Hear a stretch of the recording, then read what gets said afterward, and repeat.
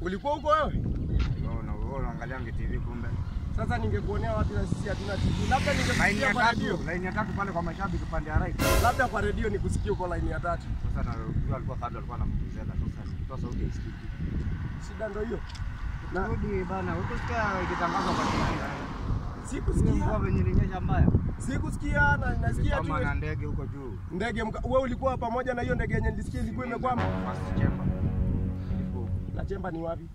Hiyo nini kwa first class kule. Alafu nikuulize huko Qatar. Watu wanakatahana sana ama? Hapana. Na Qatar ni nini? Si Qatar kwa Kiswahili ni kataa. Kata. Ni kukata. Kata. Wanapenda sherehe, kula nyama. Lakini mwanangu wewe ukuwepo kwa ajili lile bao lenye lilifungwa na huyu mchezaji huyo. Ungekuja nalo bwana. Hapana, angalia alama. Unaona ile side mirror venye iligongwa, venye tulikuwa kama tope. Ndio nilumia hapo. Labda ni mambo ya kiufundi. Hata acha nivae miwani yangu bwana nikuone vizuri. Ukiona kwa nini kwa TV wewe? Nilisikia kwa radio. Sasa kuna wale waliona kwa TV.